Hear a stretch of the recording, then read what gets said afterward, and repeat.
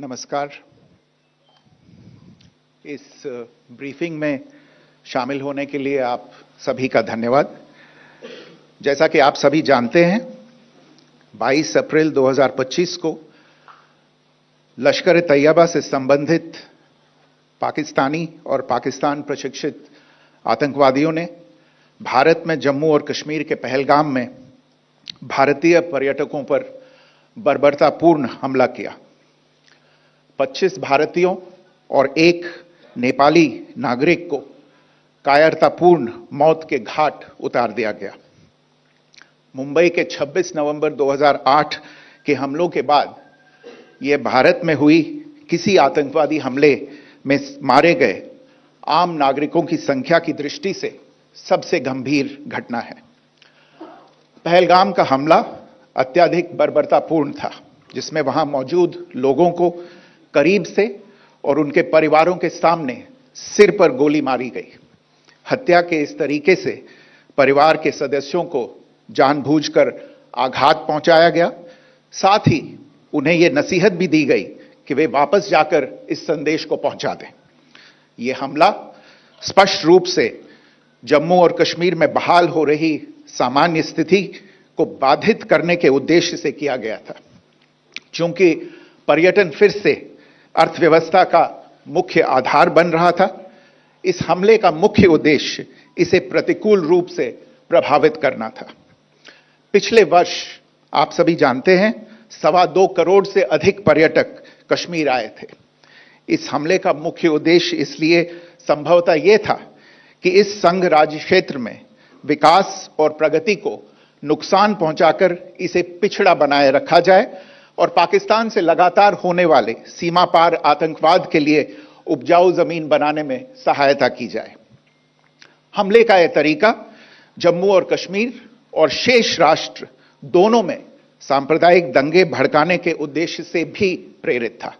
इसका श्रेय सरकार और भारत के सभी नागरिकों को दिया जाना चाहिए कि इन प्रयासों को विफल कर दिया गया। एक समूह ने खुद को रेजिस्टेंस फ्रंट TRF कहते हुए इस हमले की जिम्मेदारी ली है। यह समूह संयुक्त राष्ट्र द्वारा प्रतिबंधित पाकिस्तानी आतंकवादी समूह लश्कर-ए-तैयबा से जुड़ा हुआ है। यह उल्लेखनीय है कि भारत ने मई और नवंबर 2024 में संयुक्त राष्ट्र की 1267 कमेटी की सैंक्शंस मॉनिटरिंग टीम को अर्धवार्षिक रिपोर्ट प्रस्तुत की थी, जिसमें TRF के बारे में साफ इनपुट दिए गए थे। इससे पाकिस्तान स्थित आतंकवादी समूहों के लिए कवर के रूप में TRF की भूमिका सामने आई थी। इससे पहले भी दिसंबर 2023 में भारत ने इस टीम को लश्कर-ए-तैयबा और जैश-ए-मोहम्मद के बारे में सूचित किया था, जो TRF जैसे छोटे आतंकवादी समूहों के माध्यम से अपनी गतिविधियों को संचालित कर रहे हैं। इस संबंध में 25 अप्रैल को UN सिक्योरिटी काउंसिल प्रेस वक्तव्य में TRF के संदर्भ को हटाने के लिए पाकिस्तान के दबाव पर भी ध्यान दिया जाना चाहिए। पहलगाम आतंकवादी हमले की जांच से पाकिस्तान के साथ आतंकवादियों के संपर्क उजागर हुए हैं। रेजिस्टेंस फ्रंट द्वारा किए गए दावे और लश्कर-ए-तैयबा से ज्ञात सोशल मीडिया हैंडल द्वारा इसको रीपोस्ट किया जाना इसकी पुष्टि करता है। चश्मदीद गवाहों और विभिन्न जांच एजेंसियों को उपलब्ध अन्य सूचनाओं के आधार पर हमलावरों की पहचान भी हुई है। हमारी इंटेलिजेंस ने इस टीम के योजनाकारों और उनके समर्थकों की जानकारी जुटाई है। इस हमले की रूपरेखा भारत में सीमा पार आतंकवाद को अंजाम देने के पाकिस्तान के लंबे ट्रैक रिकॉर्ड से भी जुड़ी हुई है, जिसके लिखित और स्पष्ट दस्तावेज उपलब्ध हैं। पाकिस्तान दुनिया भर में आतंकवादियों के लिए एक शरण स्थल के रूप में पहचान बना चुका है। यहां अंतर्राष्ट्रीय स्तर पर प्रतिबंधित आतंकवादी सजा पाने से बचे रहते हैं। इसके अलावा पाकिस्तान ने इस मुद्दे पर विश्व और फाइनेंशियल एक्शन टास्क फोर्स जैसे अंतर्राष्ट्रीय मंचों को जानबूझकर गुमराह करने के लिए भी जाना जाता है। साजिद मीर का मामला, जिसमें इस आतंकवादी को पाकिस्तान ने मृत घोषित कर दिया था और फिर अंतर्राष्ट्रीय दबाव के परिणाम स्वरूप वो जीवित पाया गया, इसका सबसे स्पष्ट उदाहरण है। यह स्वाभाविक है कि पहलगाम में हुए इस हमले से जम्मू और कश्मीर के साथ साथ भारत के अन्य भागों में भी आक्रोश देखा गया। हमलों के बाद भारत सरकार ने स्वाभाविक रूप से पाकिस्तान के साथ संबंधों को लेकर कुछ कदम उठाए। आप सभी उन निर्णयों से अवगत हैं जिसकी घोषणा 23 अप्रैल को की गई थी। तथापि यह आवश्यक समझा गया कि 22 अप्रैल के हमले के अपराधियों और उनके योजनाकारों को न्याय के कटघरे में लाया जाए। हमलों के एक पखवाड़े के बाद भी पाकिस्तान द्वारा अपने क्षेत्र या अपने नियंत्रण वाले क्षेत्रों में आतंकवादियों की इंफ्रास्ट्रक्चर के विरुद्ध कार्रवाई करने के लिए कोई स्पष्ट कदम नहीं उठाया गया है। उल्टे वो इनकार करने और आरोप लगाने में ही लिप्त रहा है। पाकिस्तान आधारित आतंकवादी मॉड्यूल्स पर हमारी खुफिया निगरानी ने संकेत दिया है कि भारत के विरुद्ध आगे भी हमले हो सकते हैं। अतः इनको रोकना और इनसे निपटना दोनों को बेहद आवश्यक समझा गया। आज सुबह, जैसा कि आपको ज्ञात होगा, भारत ने इस तरह के सीमा पार हमलों का जवाब देने और उन्हें रोकने तथा उनका प्रतिरोध करने के अपने अधिकार का प्रयोग किया है। यह कार्यवाही नपीतुली, नॉन एस्केलेटरी, आनुपातिक और जिम्मेदारीपूर्ण है। यह आतंकवाद की इंफ्रास्ट्रक्चर को समाप्त करने और भारत में भेजे जाने वाले संभावित आतंकवादियों को अक्षम बनाने पर केंद्रित है। आपको यह भी स्मरण होगा कि 25 अप्रैल 2025 को संयुक्त राष्ट्र सुरक्षा परिषद ने पहलगाम आतंकवादी हमले पर एक प्रेस वक्तव्य जारी किया था, जिसमें आतंकवाद के इस निंदनीय कार्य के अपराधियों, आयोजकों, फाइनेंसरों और प्रायोजकों को जवाबदेह ठहराने और उन्हें न्याय के दायरे में लाने की आवश्यकता पर जोर दिया गया था। भारत की आज की इस कार्रवाई को इसी संदर्भ में देखा जाना चाहिए।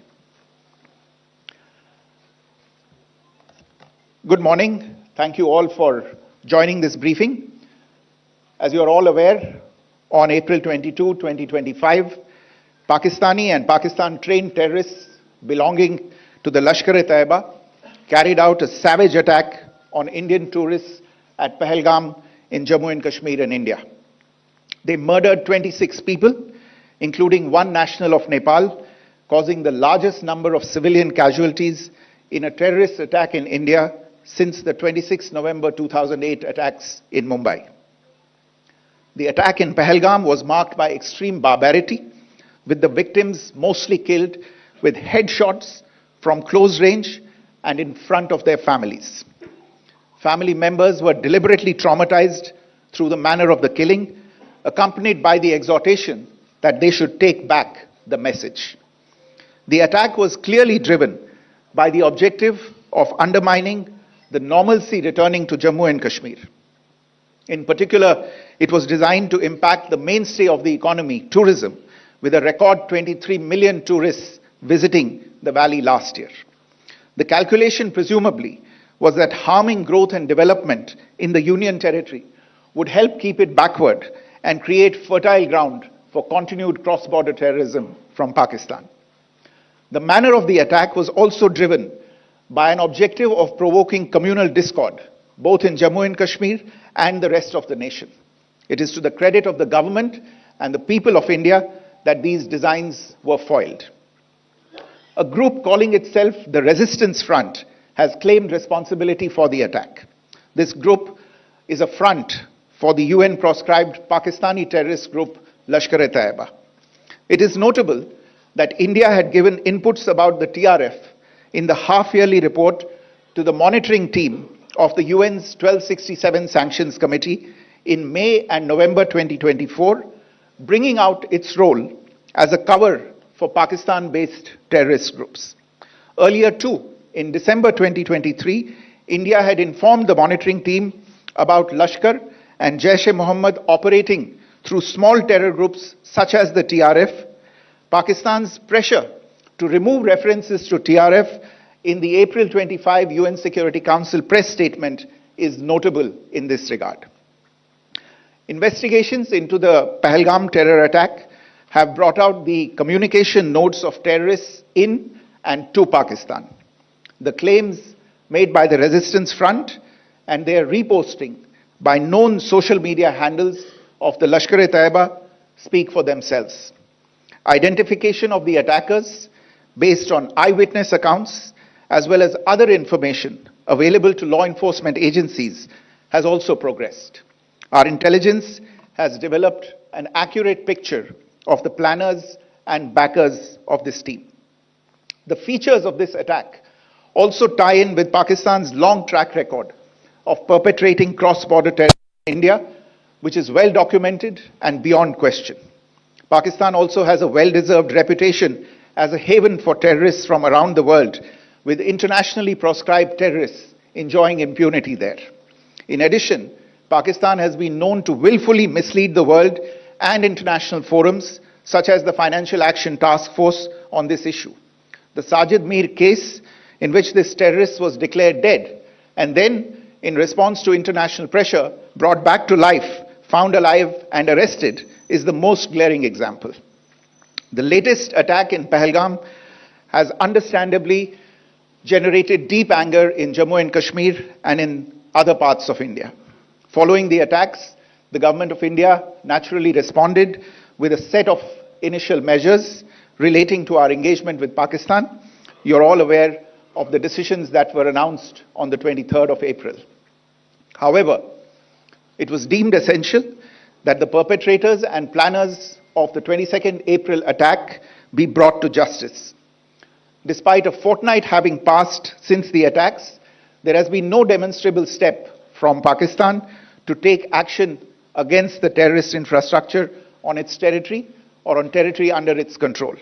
Instead, all it has indulged in are denials and allegations. Our intelligence monitoring of Pakistan-based terrorist modules indicated that further attacks against India were impending. There was thus a compulsion both to deter and to preempt. Earlier this morning, as you would be aware, India exercised its right to respond and preempt as well as deter more such cross-border attacks.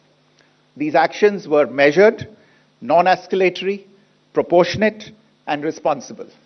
They focused on dismantling the terrorist infrastructure and disabling terrorists likely to be sent across to India.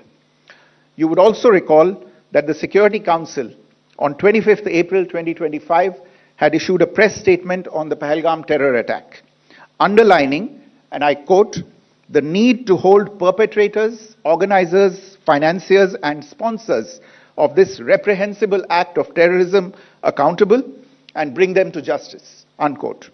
India's latest actions should be seen in this context. Joining me for this briefing on our actions earlier this morning are Colonel Sophia Qureshi and Wing Commander Vyomika Singh. I will request them to share some details regarding Operation Sindoor with all of you.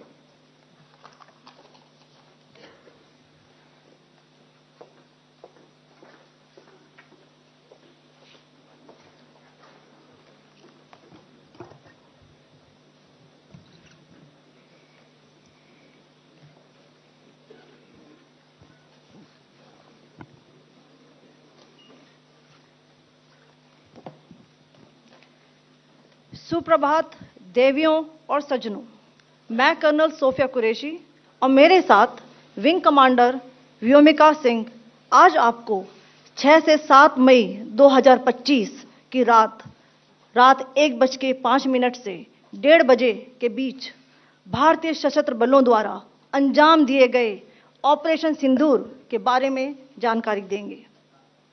Operation सिंदूर 22 अप्रैल को पहलगाम में हुए विभत्स आतंकवादी हमले के शिकार मासूम नागरिकों व उनके परिवारों को न्याय देने के लिए लॉन्च किया गया था। इस कार्रवाई में 9 टेररिस्ट कैंप्स को टारगेट किया गया और पूरी तरह से इसे बर्बाद किया गया। पाकिस्तान में पिछले 3 दशकों से टेरर इंफ्रास्ट्रक्चर का निर्माण हो रहा है। इसमें recruitment, indoctrination centres, training areas व लॉन्च पैड शामिल थे, जो पाकिस्तान और पाक अधिकृत जम्मू कश्मीर POJK दोनों में फैले हैं। Operation Sindoor was launched by Indian Armed Forces to deliver justice to the victims of Pahalgam terror attack and their families. 9 terrorist camps were targeted and successfully destroyed. Over the last 3 decades, Pakistan has systematically built terror infrastructure. It is a complex web of recruitment and indoctrination centers, training areas for initial and refresher courses, and launch pads for handlers. These camps are located both in Pakistan as well as Pakistan-occupied Jammu and Kashmir areas. Some of the well-known training camps are located, as you can see on the screen. They are distributed from Savai Nala in the north, counting to approximately 21, ending at Bhagalpur to the south. इन लक्ष्यों का चयन विश्वसनीय intelligence सूचनाओं के आधार पर हुआ, ताकि आतंक गतिविधियों की रीढ़ तोड़ी जा सके, और यह खास ध्यान दिया गया कि निर्दोष नागरिकों और सिविलियन इंस्टॉलेशन को नुकसान न पहुंचे। The selection of these targets for Operation Sindoor was based on credible intelligence inputs and role of these facilities in perpetrating the terror activities. The locations were so selected to avoid damage to civilian infrastructures and loss of any civilian lives. This was done with due diligence, and the camps selected for targeting and their engagement will now be shown to you one by one. POJK के target मैं आपको बताना चाहूंगी। सबसे पहले सवाई नाला camp Muzaffarabad, जो कि POJK के लाइन ऑफ कंट्रोल से 30 किलोमीटर दूर है। यह एक लश्कर तौयबा का ट्रेनिंग सेंटर था। 20 अक्टूबर 2024 सोनमर्ग, 24 अक्टूबर 24 गुलमर्ग, 22 अप्रैल 2025 पहलगाम, इन हमलों के आतंकियों ने यहीं से प्रशिक्षण लिया था। सैयदना बिलाल कैंप मुजफ्फराबाद, यह एक जैश ए मोहम्मद का स्टेजिंग एरिया है। यह हथियार, विस्फोटक और जंगल सर्वाइवल ट्रेनिंग का केंद्र भी था। गुलपुर कैंप कोटली, यह LOC से 30 किलोमीटर दूर था। लश्कर तौयबा का बेस था, जो रजौरी, पुंछ में सक्रिय था। 20 अप्रैल 2023 को पुंछ में और 9 जून 2024 को तीर्थ यात्रियों के बस हमले में यहीं से आतंकी को ट्रेन किया गया था।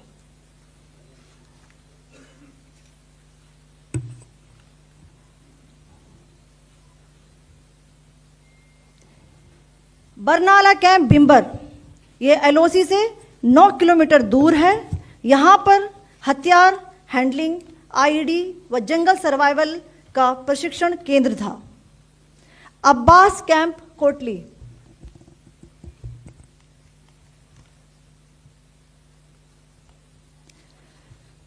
यह LOC से 13 किलोमीटर दूर है। लश्कर तौयबा का फिदाइन यहां तैयार होता था। इसकी कैपेसिटी 15 टेररिस्ट को ट्रेन करने की थी।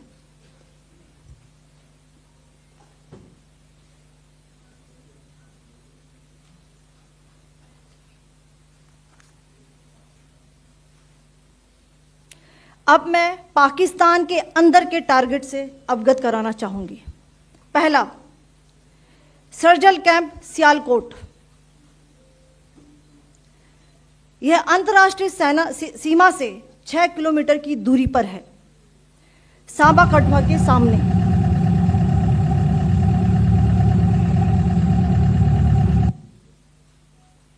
मार्च 2025 में जम्मू एंड कश्मीर पुलिस के 4 जवानों को की जो हत्या की गई थी, उन आतंकवादियों को इसी जगह पर ट्रेन किया गया था। दूसरा, महमूना जाया कैंप सियालकोट, यह 18 से 12 किलोमीटर IB से दूर था। हिजबुल मुजाहिदीन का बहुत बड़ा कैंप था। ये कठुआ जम्मू क्षेत्र में आतंक फैलाने का नियंत्रण केंद्र था। पठानकोट एयरफोर्स बेस पर किया गया हमला भी इसी कैंप से प्लान और डायरेक्ट किया गया था। मरकज ताइबा मुरीद के, यह आईबी से 18 से 25 किलोमीटर दूरी पर है। 2008 के मुंबई हमले के आतंकी भी यहीं से प्रशिक्षित हुए थे। अजमल कसब व डेविड हेडली भी यहां ट्रेन हुए थे।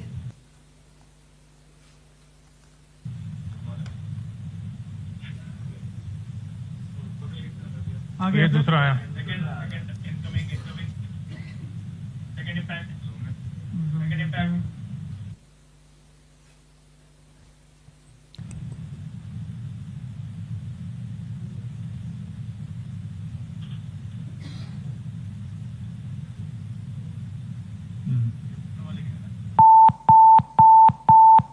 टारगेट 10 हुआ है इसमें भी। टारगेट 10 हुआ, एंक्लोजर सेम ही है। 7 it is hit the target. हाँ हाँ।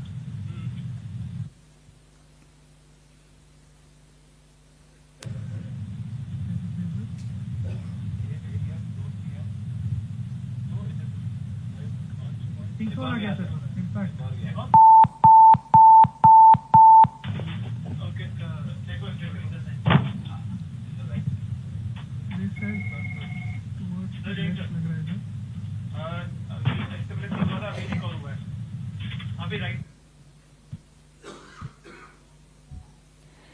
मरकज सुभान अल्लाह भावलपुर, ये इंटरनेशनल बाउंड्री से 100 किलोमीटर दूर है।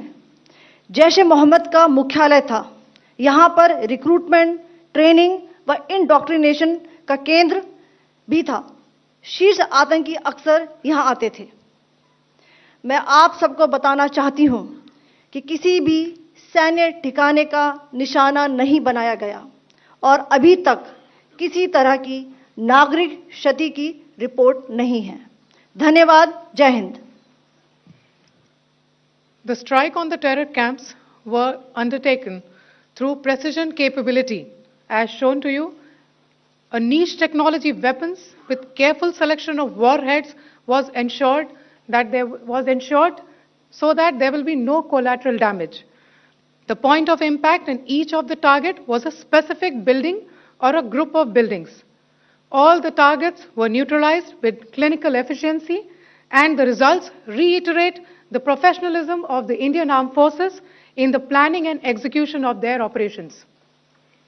No military establishments were targeted. India has demonstrated considerable restraint in its response. However, it must be said that the Indian Armed Forces are fully prepared to respond to Pakistani misadventures, if any, that will escalate the situation. Jai Hind, and thank you very much. Ladies and gentlemen, friends in the media, I ask your indulgence today in view of the fact that this is still an evolving situation. We will therefore not be able to take questions and answers today, but we will come back for more updates and more briefings shortly. Thank you all very much for joining us this morning. Thank you. Jai Hind.